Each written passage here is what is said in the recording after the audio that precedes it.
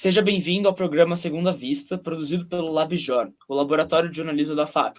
Eu sou o Davi Krasiuschik, e nesse episódio recebemos o jornalista Carlos Marchi.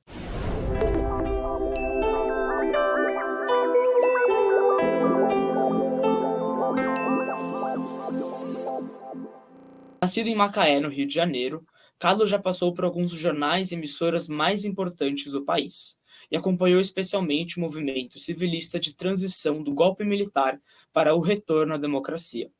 Escritor, ele é responsável por uma série de biografias publicadas e naquele mesmo período se destacou como assessor do candidato eleito Tancredo Neves, além de muito mais. Bom, Carlos, é um prazer enorme estar aqui com você. Muito obrigado por ter aceitado o nosso convite. Pois não, Davi. É bom encontrar vocês também. Hoje a gente vai falar especialmente sobre o movimento das diretas já, que foi um movimento político de cunho popular que aconteceu durante a ditadura militar, em nome da retomada pelas eleições diretas e que encaminhou, né, para o final desse período militar, em 84, e com a eleição indireta de Tancredo em 85. Então, Carlos, primeiro de tudo, eu queria convidar você a falar um pouco sobre a sua trajetória como jornalista, né, os seus principais feitos, como você começou no jornalismo, até a chegada dessa cobertura, né, também da assessoria a Tancredo, o que você achar interessante. Bom, eu fazia Direito, fazia o curso de Direito na Federal Fluminense, e, ao terminar o terceiro ano, eu descobri que eu não queria ser advogado, eu queria ser mesmo jornalista. Naquela época, me lembro que, tentando ser jornalista, eu escrevia muitas cartas para os jornais do Rio de Janeiro. Eu morava no Rio. E achava que aquilo era um começo do jornalismo. Um dia, eu acordei com vontade de fazer vestibular de comunicação. E fiz o vestibular para a ECO, que é como se chama a Escola de Comunicação da Federal do Rio de Janeiro, antiga Nacional. Fui lá, fiz o vestibular, confesso a você que nem estudei. E passei em sétimo lugar, foi ótimo, tinha ótimos colegas, todos eles cheios de esperança de fazer jornalismo como se exercitasse uma função social. Quer dizer, nós tínhamos essa concepção de que jornalismo é a transmissão permanente de informações, é um fator educativo, formador do cidadão. Quer dizer, é claro que não enche barriga, mas a informação enche consciências, que é tão importante quanto encher barriga. E aí nós tivemos uma tremenda decepção, porque a ECO era, na época, uma escola isolada, era no Campo de Santana, onde foi proclamada a República muitos anos antes, 80 anos antes, e era num prédio velho, tinha uma vizinhança absolutamente indesejada. O DOPS era praticamente do lado. E nós sofremos invasões constantes. Eu me lembro que uma vez a gente fez uma amostra de publicidade, os alunos foram instados a fazer pequenas peças de publicidade, divulgando a biblioteca da escola. E o DOPS baixou lá, achou que era tudo coisa de comunista, aprendeu a exposição, que era uma coisa absolutamente inocente, ingênua. E aí nós percebemos que o curso era muito fraco e que a gente não ia aprender jornalismo ali. Só para você ter uma ideia, eu tinha matérias tais como Matemática 1 e Matemática 2, que eram dadas por uma freira. E eu ficava me perguntando para que eu ia aprender Matemática 1, se Matemática 1, de alguma forma, me ensinaria a escolher o lead, me ensinaria a desenvolver um texto ou a finalizar bem uma matéria. E lá para as tantas, eu pensei, eu vou começar a trabalhar, eu vou aprender jornalismo no rala-rala, né, no dia a dia. E um dia eu fui ao Correio da Manhã, que então já era um jornal decadente, onde trabalhava um conterrâneo meu, que trabalhou muito em televisão. Ele participou, não sei se vocês já ouviram falar, de um jornal importantíssimo chamado Jornal de Vanguarda, que era uma televisão que não existe mais, a Excelsior do Rio, sim, e de São Paulo. E aí procurei o Newton Carlos e disse para ele: olha, Newton, eu sou filho da Miminha, eu vim aqui falar com você. Ele sabia que era Miminha. Miminha é a forma como ele chamava minha mãe. Ele era amigo de infância da minha mãe. E assim, por esse parentesco cruzado, com uma carta na manga, eu pedi a ele que me apresentasse ao jornal e me deixasse trabalhar lá. Ele me levou e o Carletti, que era o chefe de redação, um velho comunista do Rio de Janeiro, e o Ilka disse: tudo bem, pode começar.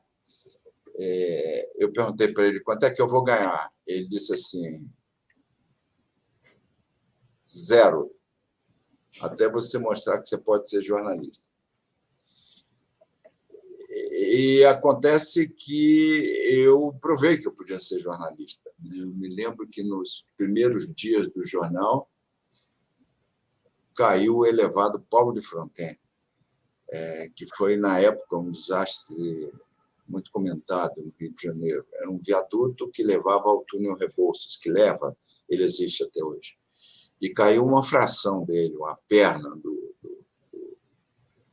matou umas 20 pessoas. E eu me lembro que alguém ligou para a redação, foi na hora do almoço, atendeu um cara da fotografia que disse: porra, não tem repórter nenhum aqui. Aí olhou para mim e falou assim: não, peraí, eu acho que pode ser que tenha. Era eu. E ele disse: garoto, pega um fotógrafo e voa para lá que caiu o viaduto. E eu fiz uma super matéria, cobri o dia inteiro, foi a primeira vez que eu vi mortes. Eu me lembro que não deu nem tempo de ficar impressionado, porque eu estava imbuído da função jornalística. Se fosse só eu, pessoa humana, provavelmente eu desmaiaria, mas imbuído da função jornalística eu já me senti forte e fiz uma puta matéria. Eu fiz a melhor cobertura da queda do elevado. No dia seguinte, o Carletti me chamou e disse: você vai ganhar 500. Eu não me lembro 500 o quê. Era 500 alguma coisa. Mas era o equivalente hoje, sei lá, talvez R$500, R$600, uma coisa assim. Era uma merreca. Não dava para eu me sustentar. Mas eu trabalhava também no Banco do Brasil, lembro. E aí eu fiquei dividindo o Banco do Brasil e o jornal. Acabei deixando a faculdade no ano seguinte. 11 meses de profissão, fui chamado pelo Globo para ser repórter especial. Era o máximo, era o topo da carreira. No Rio de Janeiro não tinha coisa mais importante que ser repórter especial do Globo. E aí eu fui ser repórter especial do Globo. E foi o Globo que me mandou depois para Brasília, onde eu vinha cobrir, enfim, Parlamento, Itamaraty, Palácio do Planalto, enfim, as funções. E a ser jornalista político, que eu não era. Eu era um jornalista de geral no Rio de Janeiro. Mas, enfim, é isso. Em resumo, é isso. Muito interessante saber disso, e principalmente essa história do viaduto, né, da queda. E aí, antes da gente partir de fato para o tema, eu queria te perguntar se, assim como esse caso, né, que você estava lá, e aí você teve que você se provou e foi lá como repórter, mas teve algum acontecimento específico anterior ao início do seu trabalho como jornalista que fez você pensar assim: putz, gostaria muito de poder cobrir isso, que fez você se inclinar ainda mais para o jornalismo? Você falou que isso surgiu depois que você cursou Direito e tal, mas se teve alguma coisa que vem à lembrança, assim. Olha,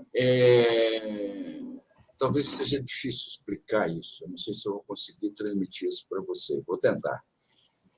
No meu tempo, o meu tempo era tolhido pela injustiça e pela decepção. Quando eu tinha 18 anos, aconteceu o golpe de 64.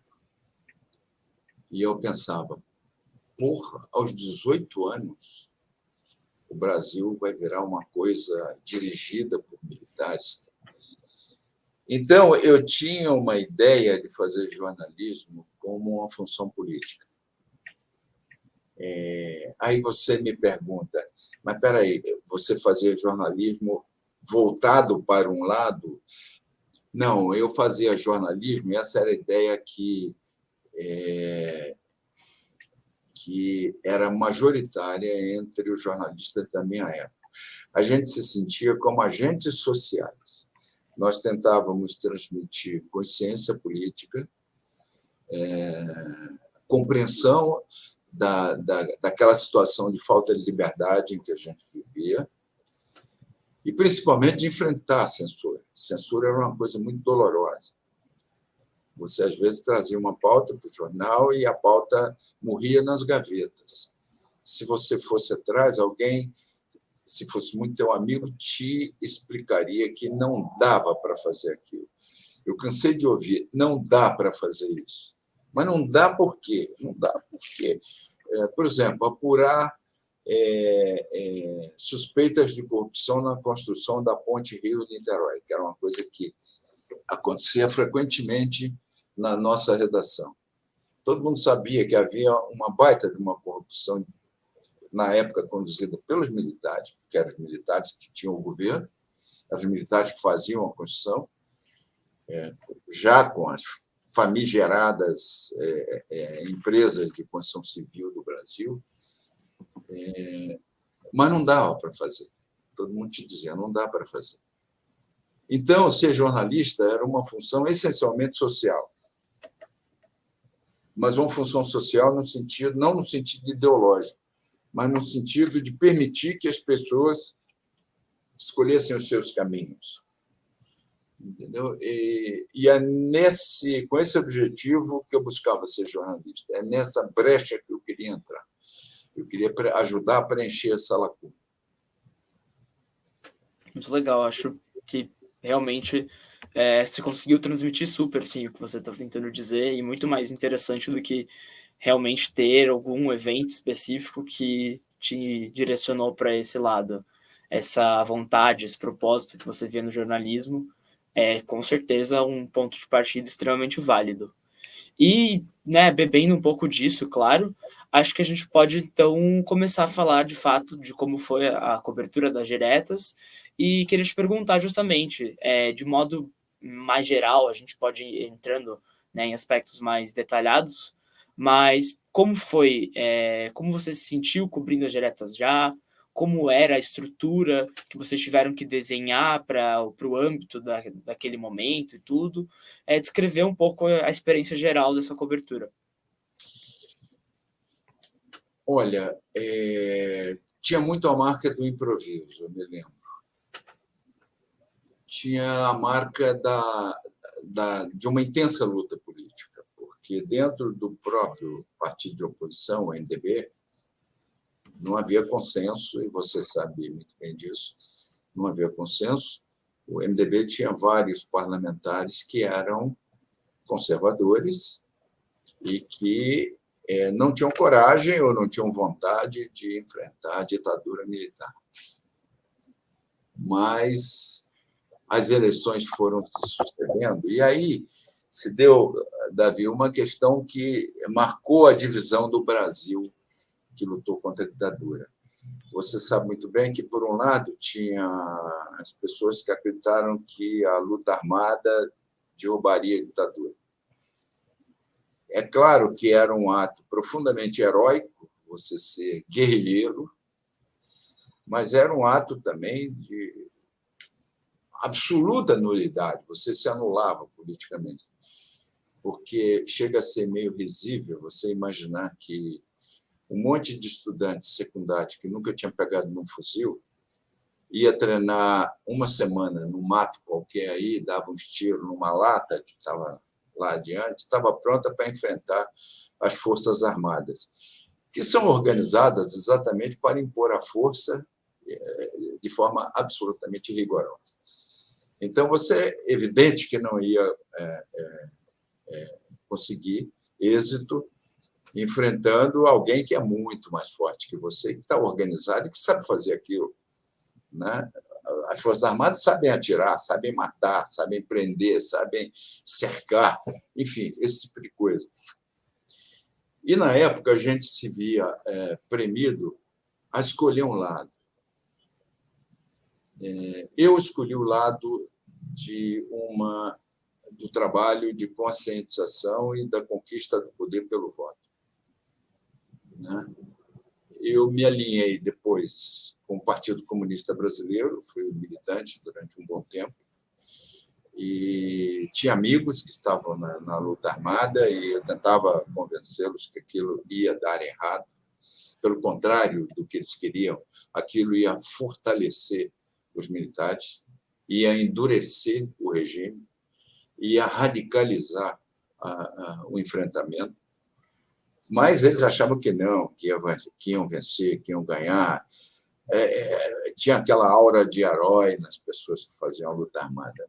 Eu me lembro que eu tinha um colega no Globo que era, assim, aparentemente, o mais ingênuo deles.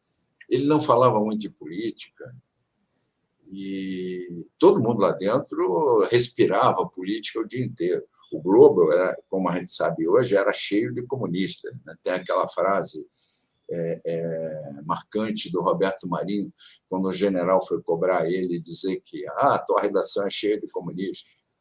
E o Roberto Marinho disse para o general, falou assim, olha, cuide dos seus comunistas, que dos meus cuido eu. Então, a gente dava ostensivamente, no dia do pagamento, quando o dinheiro ia para a conta, um cara que era um dos grandes chefes do Globo saía de mesa em mesa recolhendo a doação para o Partido Comunista Brasileiro. Isso acontecia dentro da redação do Globo. Então, havia essa coisa de você optar por um lado. Como eu te disse, eu optei pelo lado da conscientização, embora em 1970, na eleição de 70, eu tivesse votado nulo, que era a proposta da esquerda radical. Já em 74, eu já estava em Brasília e já estava cobrindo Congresso. Por quê? Houve uma coisa que me empurrou para isso. Eu, no final de 73, quando ia haver a transição do ditador Médici para o ditador Geisel, eu fui colocado pelo Globo para cobrir a campanha eleitoral, entre aspas, de Geisel. Porque era assim, o general era indicado e ele começava a montar a sua equipe de governo, começava a conhecer o Brasil, viajar para lá, viajar para cá, como se fosse um candidato ao presidente da República. Só que só era ele, não tinha mais ninguém, não concorria ninguém com ele. E eu cobri o Geisel. E fiz algumas boas relações ali dentro, com alguns assessores do peito de Geisel. E fiquei muito bem informado a respeito do que seria o novo governo. Então, quando ele foi tomar posse, se não me engano, em março de 74, o Globo me transferiu para Brasília para cobrir o Palácio do Planalto. Só que, para cobrir o Palácio do Planalto, você tinha que ter uma credencial. Uhum. Eu fiquei ali 6 meses enquanto se analisava os pedidos de credencial e, um belo dia, o Palácio do Planalto comunicou ao Globo que a minha credencial tinha sido negada. Eu não poderia cobrir o Palácio do Planalto. Só que eu tinha um salário muito grande, eu tinha sido transferido pelo Globo com o salário de quem cobre o posto mais importante da cobertura política da época, que era o Palácio do Planalto. Mas eles não aliviaram e mantiveram a cassação e eu tive que... O Globo me chamou ao Rio e me perguntou, olha, o que vamos fazer? Você ganha um puta salário, você não pode cobrir palácio, você tem que sair, mas eu não tenho salário para outra função em Brasília. Naquela época, ia ter a eleição de 74, que seria em outubro, e isso aconteceu em agosto. Eu aí disse ao Globo, escuta, vamos fazer o seguinte, eu fico de stand-by até outubro, ajudo na redação ali e tal. Quando chegar em outubro, a gente vê o resultado da eleição. Se acontecer o que eu estou esperando que aconteça, que a oposição ganhar a eleição, vocês vão ter uma coisa importante para cobrir, que é o Congresso Nacional. E, de fato, aconteceu isso, né? Principalmente em relação ao Senado. É claro que o governo teve maioria no plano geral da Câmara dos Deputados, mas no Senado o MDB ganhou 16 das 22 disputas que houve na época. E o Senado se tornou uma casa muito importante. Ali, com aquelas vitórias, começou a se discutir o futuro do Brasil. Quer dizer, o que a gente está falando hoje é a questão das diretas já, e mais do que das diretas já, a questão de como ia haver a transição da ditadura para a democracia. Isso era inevitável que passasse a ser falado a partir daí. E aí eu fui cobrir o Senado. Fiquei lá um bom tempo, fiz muito boas relações com os senadores que foram eleitos à época e com deputados, e com o meio político, de uma forma geral, e o MDB. Depois eu passei um bom tempo cobrindo Itamaraty e voltei a cobrir o Congresso a partir do momento que eu me transferi do Globo para o Estadão e depois do Estadão para o Jornal do Brasil. O Jornal do Brasil era o jornal mais influente da época no país. E eu passei 7 anos no Jornal do Brasil cobrindo Congresso. E aí comecei a fazer amizades principalmente com os deputados mais jovens, que eram os que eram mais corajosos, eram que tinham as propostas mais ousadas, e tanto na Arena quanto no MDB. Me lembro que a Arena teve uma época, no final já do bipartidarismo, a Arena tinha bons deputados que depois se mostraram opositores à ditadura, embora fossem por injunções estaduais, fossem da Arena.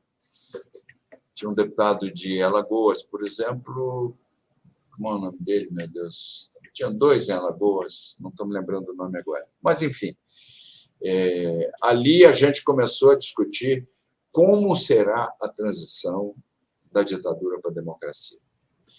Isso daí ficou muito claro a partir de 82. Em 82 foi eleito um deputado por Mato Grosso, pelo MDB de Mato Grosso, Dante de Oliveira. Dante era uma figura extraordinária. Ele chegou a Brasília, a gente começou a ficar amigo. A gente saía para beber chopp, ele bebia muito pouco, mas era um bom papo e ele era muito corajoso. O que eu falo quando eu digo corajoso?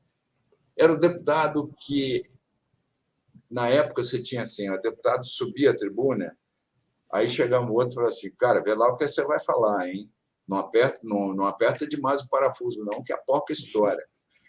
E eu vi vários deputados subirem à tribuna e descerem caçados. Por exemplo, eu me lembro até hoje do discurso feito pelo Alencar Furtado, que era um deputado de uma coragem pessoal extraordinária. Ele era deputado sobre Paraná, mas nascido no Ceará. E era o líder do MDB. Ele subiu, fez um discurso duríssimo contra a ditadura, e quando ele desceu, a gente sabia que ele estava caçado. Ele foi caçado 1 hora depois, pelo Gás. Falava sobre um discurso sobre os desaparecimentos de presos políticos, em que ele usou uma expressão que depois ficou famosa. Ele falava nos órfãos do talvez, porque a ditadura nunca explicava por que as pessoas sumiam. Bom, aí, já em 82, a gente estava falando da forma de luta. Esse Dante fez um negócio completamente maluco. No primeiro dia que ele entrou no Congresso, ele foi diplomado como deputado, ele foi ao registro de projetos e apresentou um projeto que tinha um pequeno artigo. Passam a ser diretas as eleições para presidente da República. Ninguém deu a menor pelota, aquilo era uma impossibilidade total. E aí, isso foi em início de 83, e durante o ano começou a crescer o burburinho das diretas.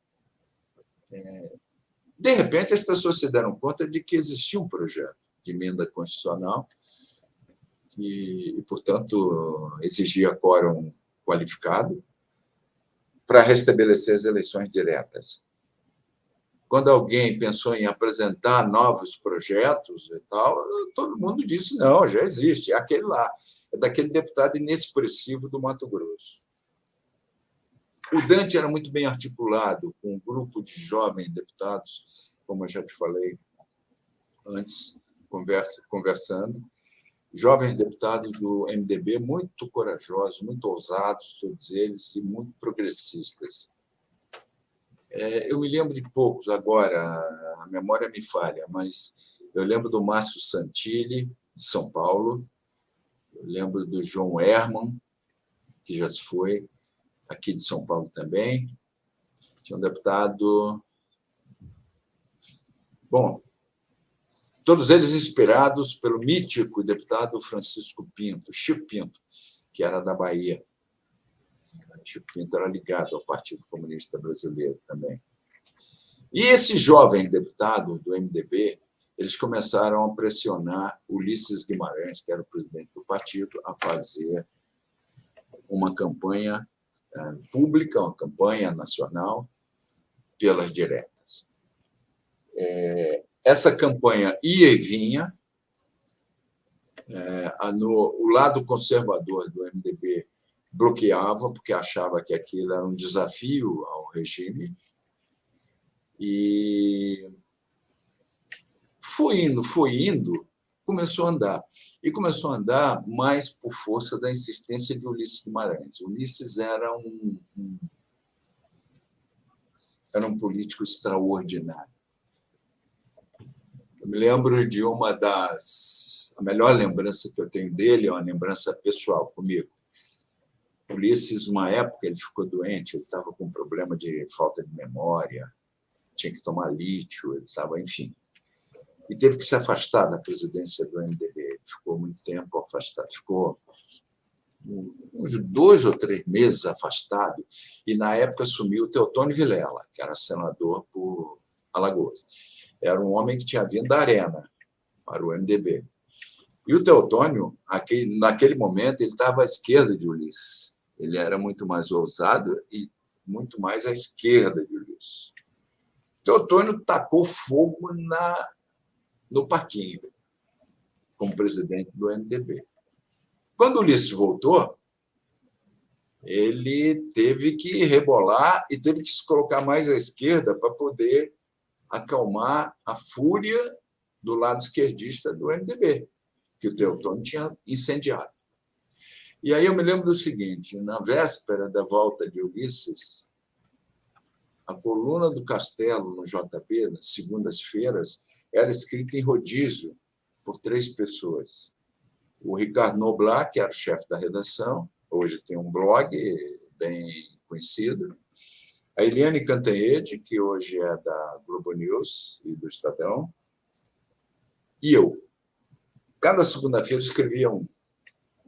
E naquela segunda-feira a coluna era do Noblat. Só que o Noblat sempre foi muito perfeccionista. Ele leva horas para terminar um texto. Aí depois acha que o texto não está bom, fica penteando o texto. E aí, 6 horas da tarde, eu estava de plantão no JB, me liga o Noblat e diz: Marta, eu preciso de um grande favor teu. Eu falei: diga o que seja. Ele falou: preciso que você escreva a coluna de amanhã. Eu falei: Noblat, você está maluco? São 6 horas da tarde, cara. Eu tenho que escrever essa coluna até às 8. Eu não tenho informação nenhuma. Eu não me preparei para escrever a coluna. Quer dizer, não era como hoje, que você abre o Google lá e pega o noticiário dos grandes portais e você vai ouvindo notícia. Na época não tinha isso.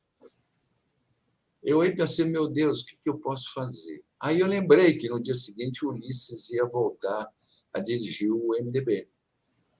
E fiz uma espécie de uma grande metáfora, não?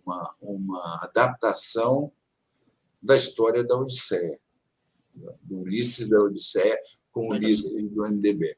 Fiz uma parábola em torno daquilo. Foi lindíssimo, lindíssimo. Eu tenho essa coluna em casa até hoje, de vez em quando eu abro, olho e falo assim: puta que o pariu, fui eu que escrevi. Não, orgulho. Ficou muito bonito. Ficou emocionante demais. Imagino. Bom, ok, tudo bem. No dia seguinte, eu cheguei no Congresso, 10 horas da manhã, cheguei pelo anexo 3. Quem é que estava desembarcando do carro? Doutor Ulisses. Estava chegando depois de 3 meses de ausência. Uhum. Eu fui falar com ele, e, doutor Ulisses, que bom a sua volta e tal. Né? Ah, pois é, como vai você? Tudo bem, Marco? Tudo legal? E fomos conversando pelo corredor do anexo 3, até, que leva até o plenário. O gabinete dele era, você chegava no plenário, descia uma escada, era embaixo. Andamos aquilo tudo, e eu doido para ele me dizer assim, porra, que coluna linda que você escreveu sobre mim hoje, hein? E ele, nada, ele fechado em copas. E aí, quando chegou na porta do gabinete dele, eu não aguentei mais e joguei a toalha.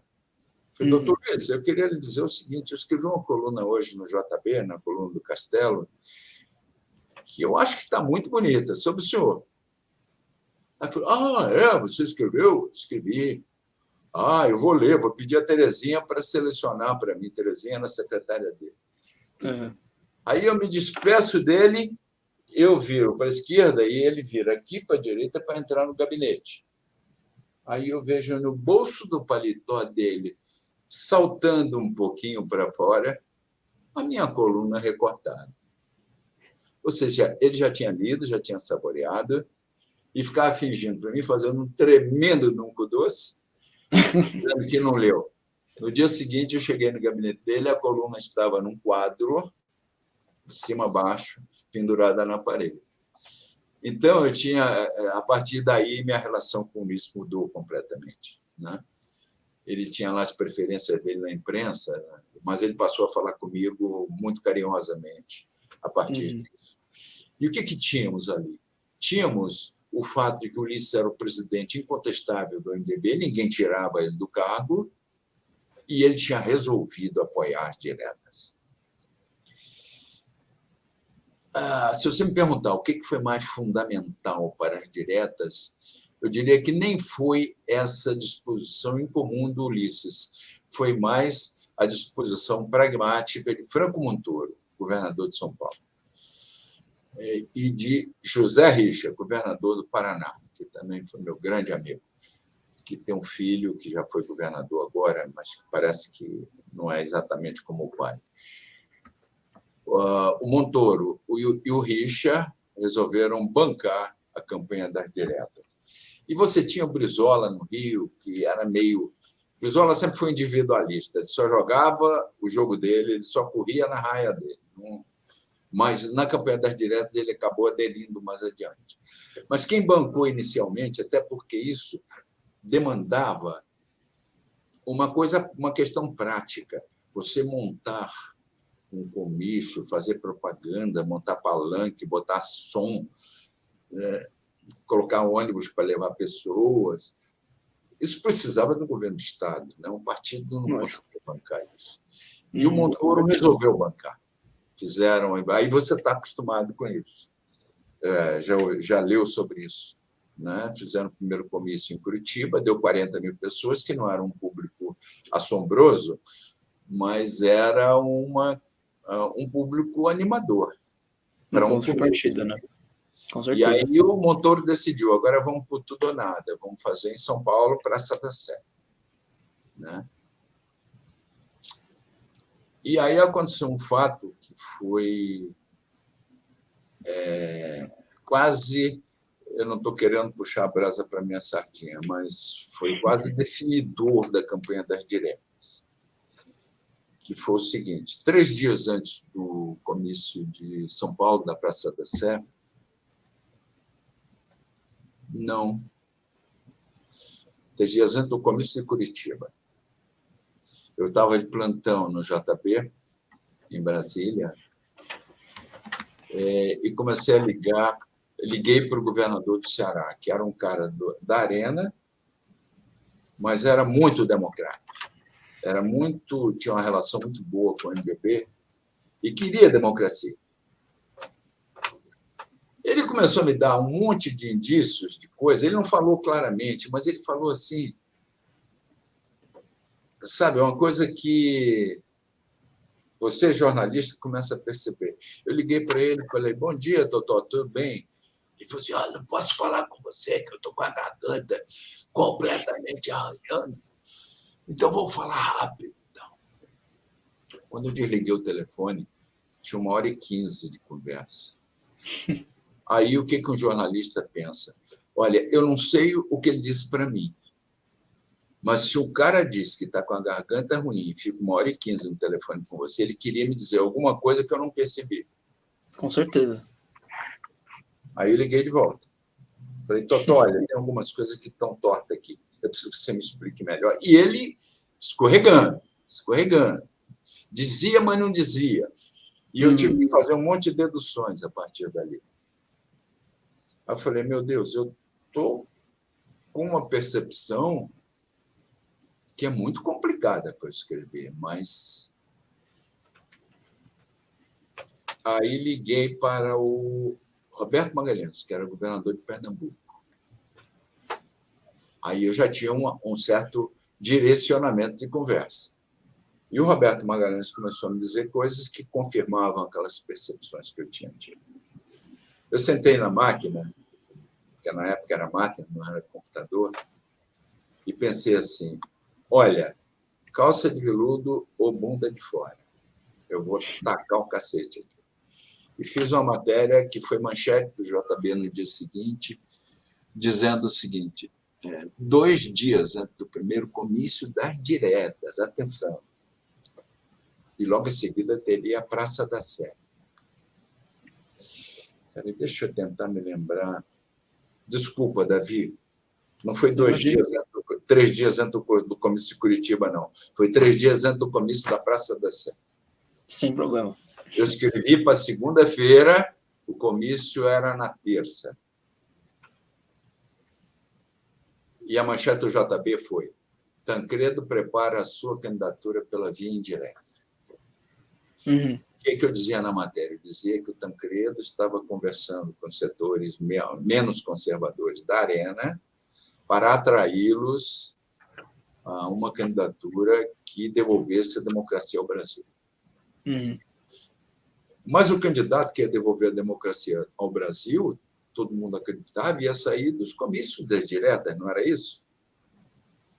Era de esperar. Como é que o Tancredo, que ia aos comícios das diretas, estava preparando uma candidatura pela via indireta? Foi ali que se colocou, essa matéria ficou famosíssima, foi muito citada, porque ficou claro que o MDB resolveu aplicar 2 estratégias ao mesmo tempo. Uma delas, tentar diretas. E aí o candidato seria Ulisses Guimarães. A segunda dela, tentar, se não desse as diretas, tentar pela via indireta com Tancredo. Havia uma possibilidade, talvez Aureliano Chaves, que era da própria arena, mas era um democrata. Mas o nome forte mesmo era Tancredo, até porque Tancredo era governador de Minas naquele momento. E aí vinha a votação das diretas, que seria em abril, nós estávamos em janeiro. Durante esse período, aconteceu de tudo. Enfim, os comícios das diretas foram se sucedendo, todos eles cada vez mais público, cada vez mais gente. Isso virou uma campanha nacional. No Congresso não se falava de outra coisa também. O Congresso ficou 6 meses à disposição da campanha das diretas.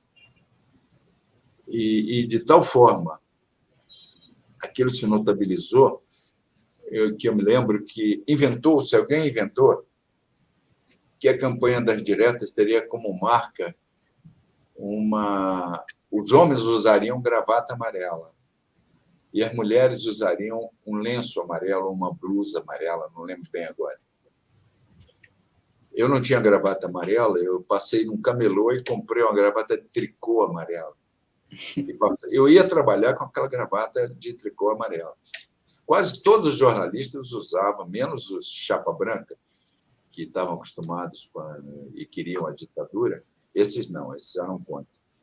A gente andava de gravata amarela, de tal forma que eu me lembro até hoje, quando o meu querido amigo Orlando Brito foi fazer uma foto do Dante de Oliveira no plenário da Câmara, vazio, para a capa da Veja, que era a revista mais importante da época, isso na semana da votação das diretas.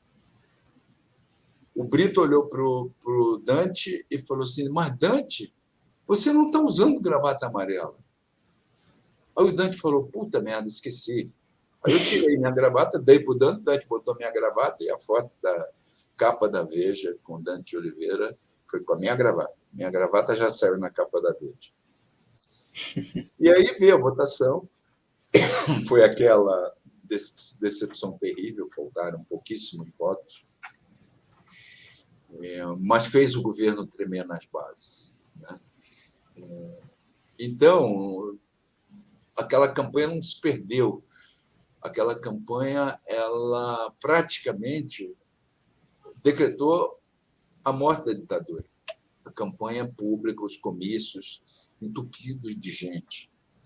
Tinha de tudo. Outro dia eu encontrei com quem, meu Deus? Sim, com a Fafá de Belém. E ela estava me contando. Foi com a Fafá? Não, foi com alguma atriz. Quem foi, meu Deus? Que me contava a briga que era, a briga de tapa, para ser musa das diretas. Nossa. A Fafá estava em todos os comícios, porque ela cantava O Coração de Estudante, né? Então, ela era obrigatória. Mas tinha lá a Cristiane Torlone, que era uma musa, tinha a Maitê Proença, se não me engano, que era outra musa. Todas queriam ser musa das diretas, e virou moda. As diretas viraram o modismo. Isso facilitou tremendamente o que seria a campanha do Tancredo. Porque depois eu fui trabalhar com o Tancredo e acompanhei isso. Os comícios do Tancredo foram a continuidade natural dos comícios das diretas. Entendeu? Mas o melhor de tudo foi que o dia que meu amigo Fernando Lira, que era deputado por Pernambuco, um deputado combativo, corajoso, e que depois seria ministro da Justiça, Tancredo,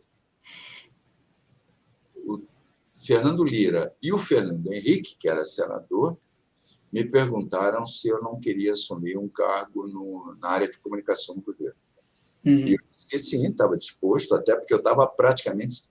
eu tinha brigado publicamente com a direita, como ser. Né? E eles dois me levaram ao doutor Tancredo, já no escritório de campanha, que era no Edifício Guanabara, setor comercial sul de Brasília. E foi muito engraçado o que aconteceu a seguir. A gente entrou na sala do Tancredo, eu fiquei um pouquinho mais na frente, o Fernando Lira e o Fernando Henrique um pouquinho mais atrás. E o doutor Tancredo virou para mim e falou: e aí, Marco, tudo bem? Está pronto para a guerra? Eu falei assim: doutor Tancredo, claro que eu estou pronto para a guerra, mas antes de ir para a guerra, eu queria dizer ao senhor o seguinte. Rapaz, eu esqueci de contar uma coisa que corta tudo. Olha, eu vou ter que fazer um travessão aí. Tudo bem, fica à vontade. No dia que chegou para o comício da Praça da Sé, o doutor Tancredo, que tinha desaparecido de cena, no comício ele não tinha como desaparecer, tinha que ir. E ele foi cercado pela imprensa que diz: doutor Tancredo, e a manchete do JB, que diz que o senhor vai preparar sua candidatura pela forma indireta. O doutor Tancredo disse assim: isso é um texto de um jornalista irresponsável, mentiroso e leviano. Eu fiquei com cara de mentiroso, de inventor de matéria, né? 6 meses depois, a matéria se confirmou. Ele se lançou mercado. E aí até me convidou para trabalhar na assessoria de imprensa dele. Foi aí que eu cheguei na frente dele e falei: doutor Tancredo, eu sou aquele jornalista leviano, mentiroso e irresponsável que fez aquela manchete da JB. O senhor lembra? Ele aí ficou arrumando os papéis assim na mesa dele e disse: não lembro, não. Que matéria? Doutor Tancredo, a matéria quase derrubou a sua candidatura. O senhor não lembra como é que foi? Aí eu me lembro que eu olhei para trás assim, o Fernando Henrique e o Fernando Lira, que pretende. O que eles estavam pensando? Eles estavam pensando em colocar gente deles dentro do governo, já do Tancredo. Uhum. Aí olharam para mim e fizeram assim, como quem diz, muda de assunto, esquece esse negócio. Mas aí o doutor Tancredo resolveu. Ele chegou e falou assim, mas vamos fazer uma coisa, falar uma coisa? Eu não sei o que você está falando, eu quero saber se você quer trabalhar comigo. Se você estiver pronto, olha, vai ser uma guerra, nós vamos enfrentar tudo. Eu falei, estou pronto. E aí vamos, assim fomos. E foi assim que eu fui depois trabalhar com o Tancredo. Eu já Uhum. mato a segunda questão que você podia eventualmente levantar. Mas eu estou Uhum. falando mais, eu quero saber se você tem alguma dúvida sobre isso que eu falei, se você quer alguma agregação, alguma coisa que acrescente.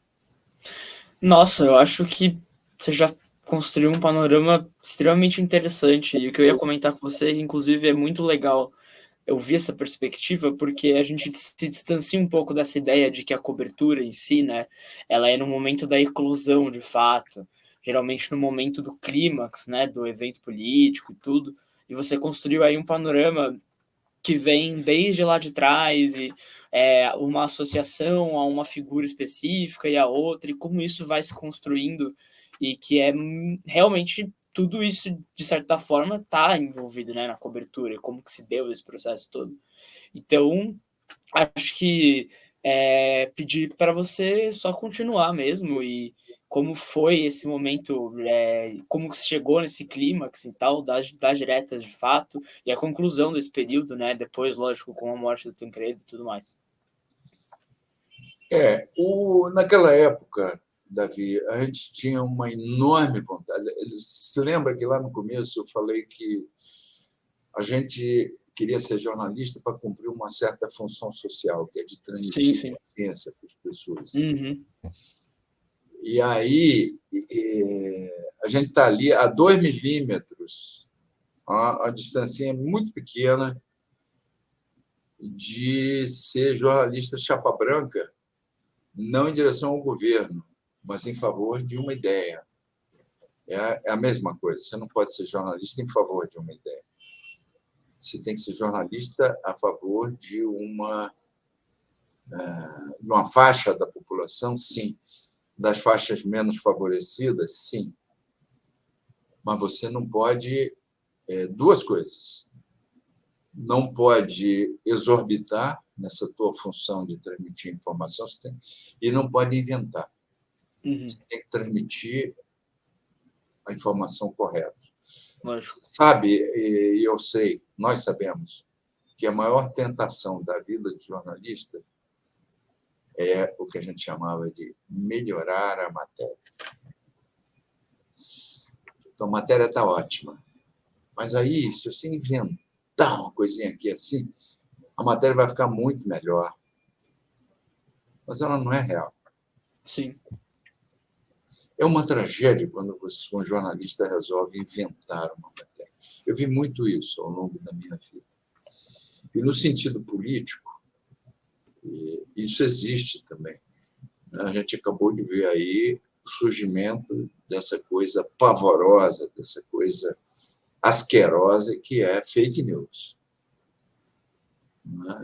Eu diria para você, não é só um lado que inventa fake news, não. Os dois inventam.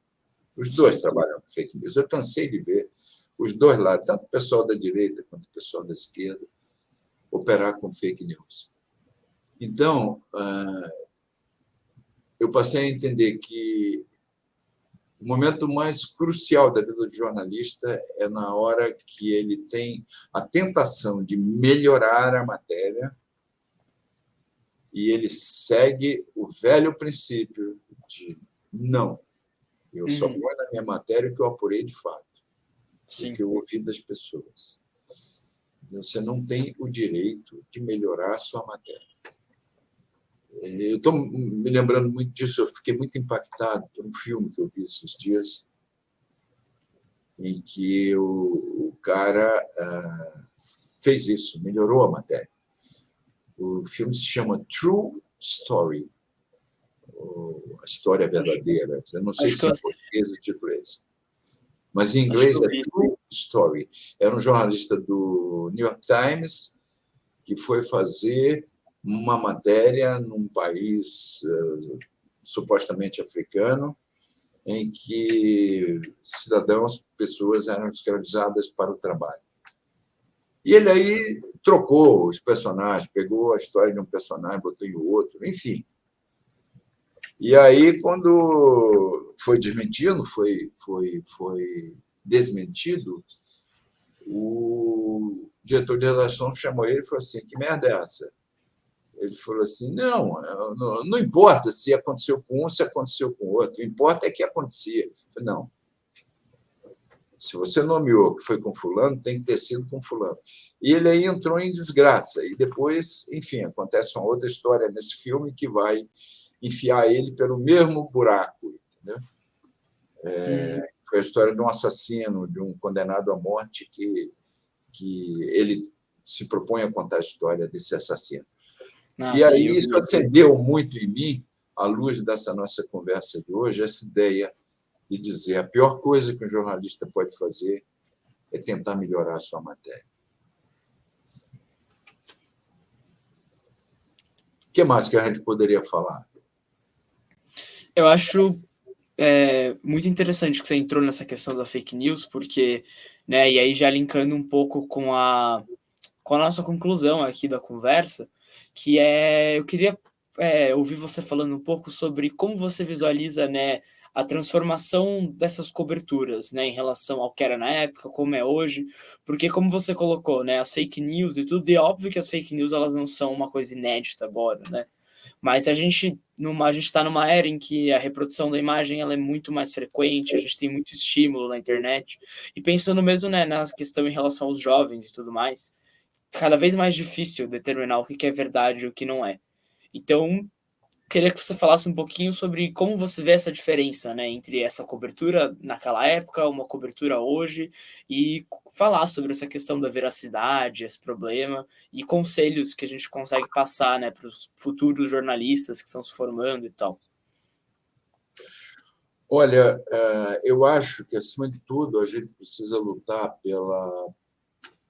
pelos nossos princípios, leis e critérios do que é o jornalismo, mais do que nunca. A gente precisa operar isso.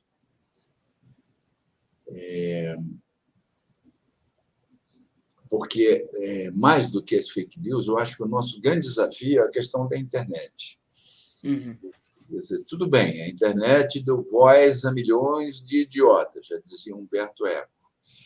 Agora, eu acho que pior do que isso é que a internet fez milhões de idiotas achar que eram jornalistas. Esse é o grande dilema. Então, o grande dilema que a gente vive hoje, 2023, século XXI, é as pessoas fazerem um suposto jornalismo sem terem princípios, leis e critérios. Uhum. Você tem a técnica, você sabe até onde você pode ir, você sabe como é que você fala com uma pessoa, você sabe como é que você qualifica e nomeia um personagem da tua matéria, você sabe como é que você desenvolve a matéria. Essas pessoas não têm a menor ideia. E essas pessoas, até porque não têm princípios, se sentem diariamente tentadas a melhorar os seus textos. E tudo bem, inventar. Inventa daí. Não faz diferença nenhuma, cara. É só você. Bota aí um detalhe aí, né? Uhum. Tudo bem, eu fiquei com colar, mas eu registrei ali, passou ali e tal, aí o colar ficou sendo meu e tal. Era para ser. Enfim, as coisas não são assim. E fica impossível, Davi, você imaginar que você possa fazer alguma coisa para atribuir técnica, a obediência à técnica, leis e princípios da população brasileira inteira. Isso não existe. Eles não estão interessados em ser jornalistas tal como nós somos. Eles estão interessados em ser jornalistas da maneira deles. Eu tenho um inimigo, eu fodo com a vida do meu inimigo. De que maneira?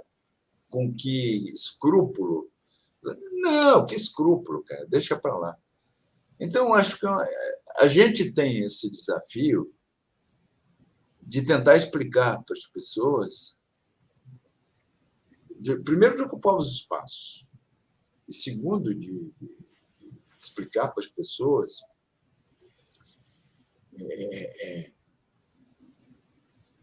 que elas precisam saber a origem, elas precisam passar a entender da origem das matérias, da origem das informações. Elas precisam desconfiar de determinadas informações que têm características notórias de que não são verdadeiras.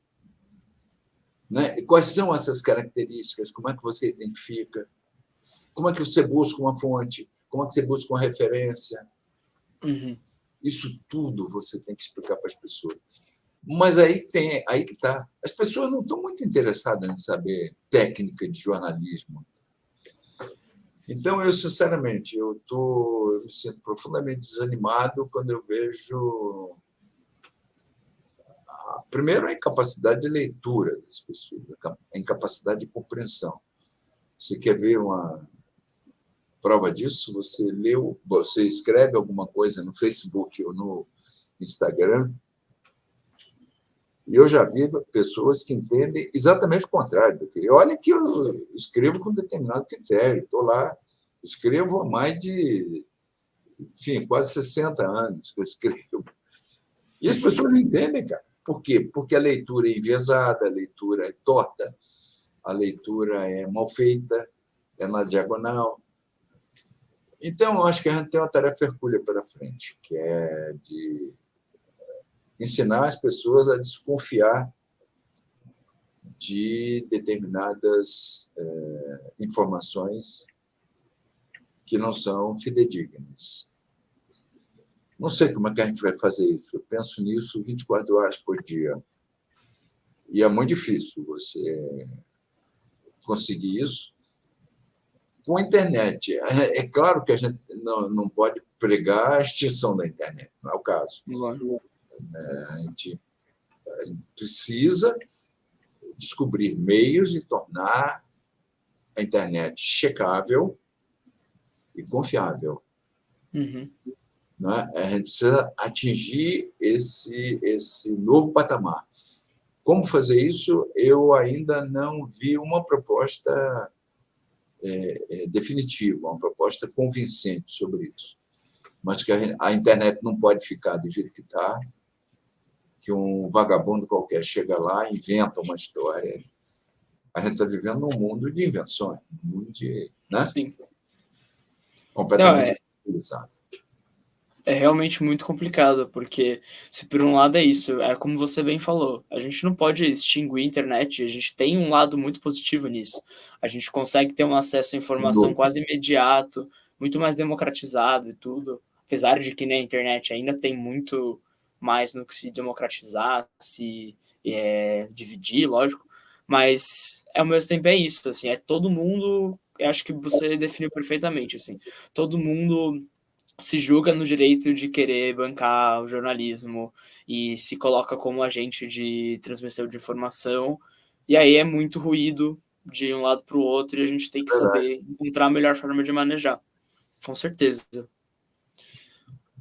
Bom, Carlos, acho que a ideia era conversar mais sobre isso mesmo, e agora te convidar para, se você quiser fazer alguma última colaboração, falar de mais algum outro momento marcante da cobertura das diretas, talvez mais relacionado ao final, à conclusão, né? Depois, finalmente, com a eleição e posteriormente ao falecimento de Tancredo, já ir para essa conclusão e o que você achar que é pertinente em relação à nossa conversa aqui.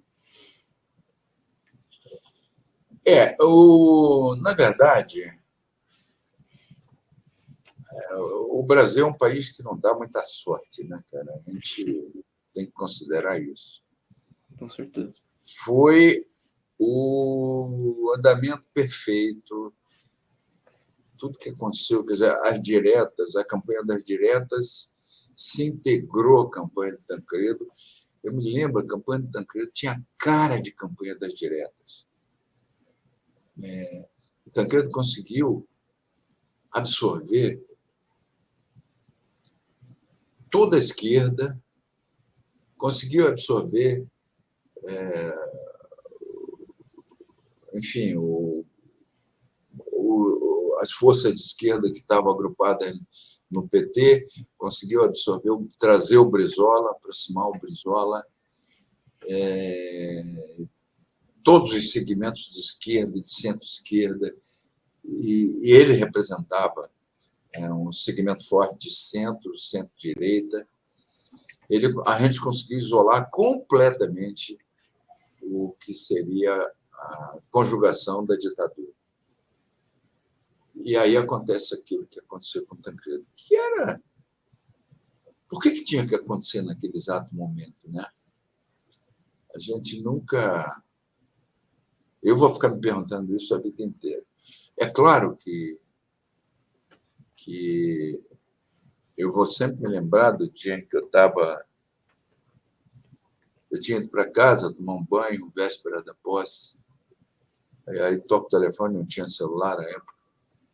Toco o telefone, era o Mauro Salles, que era o principal assessor do Tancredo. Me disse: Mark, voa para o hospital de base que a gente está levando o doutor Tancredo para lá. Eu estava me preparando para ir para uma festa, imagina você. Eu tinha até alugado um smoking para ir para essa festa. Aí botei uma roupa correndo, fui para o hospital de base e eu perguntei ao Mauro, antes dele desligar o telefone, mas quais são as orientações? Ele virou para mim e disse: faça o seu melhor. Quer dizer, estava um barata voa. Uhum. E ele não tinha a menor ideia do que ia ou podia acontecer.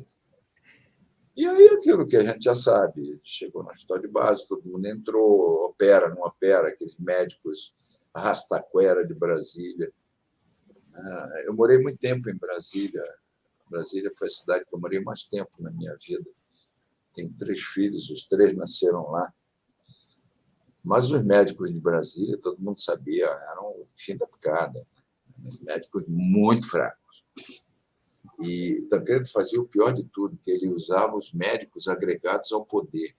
Eram caras que se preocupavam mais em se aproximar de instâncias políticas para manter o seu emprego, diretor médico da Câmara dos Deputados. Eu fiz uma consulta uma vez com o doutor Renaud, que era o diretor médico da Câmara. Ele não tinha a menor ideia do que era medicina, ele já tinha abandonado a medicina há muito tempo. E esse foi um médico que deu start no caso do Tancredo. Enfim, foi tudo muito mal organizado, tudo muito mal feito, tudo no improviso. E não podia acontecer nada diferente. Agora, o problema é que aconteceu o que a gente podia ter de pior. Primeiro, o fato de Tancredo ter escolhido o Sarney como vice. Se ele tivesse escolhido, sei lá, alguém como Aureliano Salles, Aureliano... Oh, meu Deus! Deu um branco agora o nome do Aureliano, que foi governador de Minas, que era um democrata. Mas não, ele escolheu o Sarney. Então, a partir dali, a gente entrou na estrada do pior possível. Aquilo, o governo degringolou completamente, levou a uma eleição direta que foi dominada por propostas populistas. Você tinha candidatos... Meu candidato naquela eleição seria o Mário Covas, que era um candidato extraordinário. Você tinha o doutor Ulisses candidato, tinha o próprio Aureliano candidato. Todos eles seriam presidentes maravilhosos.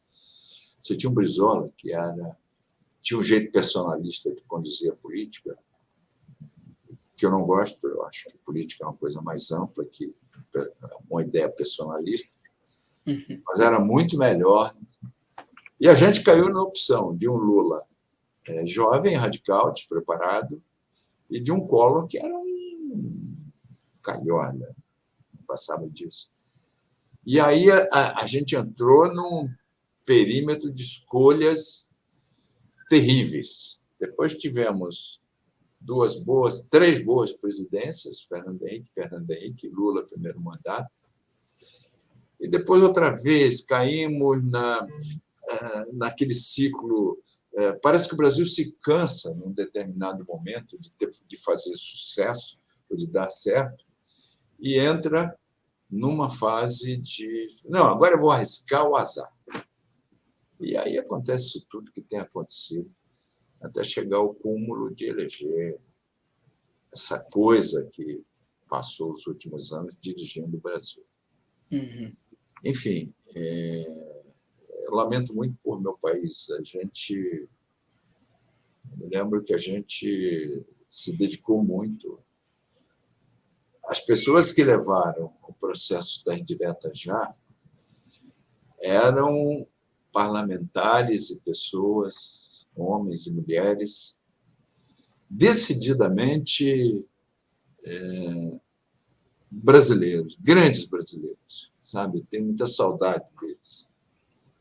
Enfim, como eu disse para você, eu não estou me lembrando agora o nome de todos os deputados que constituíam o grupo das diretas. Era mais ou menos um grupo que derivou do grupo dos autênticos, do MDB, que existia desde 74, na eleição de 78, e depois, em 82, se traduziu um pouco nesse grupo das diretas. Mas a gente não pode desistir por causa disso, né? Temos que continuar construindo esse país. Então, a bola agora está com você e seus colegas. Cabe a você desenvolver essa luta daqui por diante, da melhor maneira possível. Com certeza. Espero que a gente, com certeza, faça o melhor que a gente conseguir, o melhor possível, sempre tentando. Tomara. Porque a minha geração tentou, fez o diabo, mas no final acabou dando meio errado. Mas faz parte do jogo, né? Com certeza. O jogo é assim mesmo. Não, e definitivamente não foi em vão. Não, certamente não, porque tem um monte de exemplos aí que servem como setas indicativas, né, de direção. Com certeza. Então, a gente tem que seguir essas setas. É isso. Bom, Carlos, foi um prazer imenso conversar com você. Nossa, aprendi demais ouvindo você falando sobre essa sua experiência. Foi realmente uma verdadeira aula, um privilégio enorme ter tido essa conversa com você. Então, eu gostaria de agradecer a sua disponibilidade. Muito obrigado pela sua humildade também, em olhar para a gente, né, não só como ouvintes, mas, né, como jornalistas também, embora a gente ainda esteja em formação. E agradecer mesmo, assim, foi uma conversa incomparável, assim. Muito obrigado mesmo. Muito bom, que bom. Eu fico muito feliz, Davi. É uma alegria enorme você poder transmitir um pouco, enfim, do que você fez ou aprendeu. Esse episódio foi produzido por mim, Davi, e pelo Otávio, e vai estar disponível no nosso YouTube e no nosso Spotify. Acompanhe o Lábio Jornal nas redes sociais, no Instagram, Lábio Jornalismo, no Twitter, Lábio Jornalismo, e no TikTok, Lábio Jornalismo. Obrigado por ter assistido o programa Segunda Vista até aqui. Até a próxima.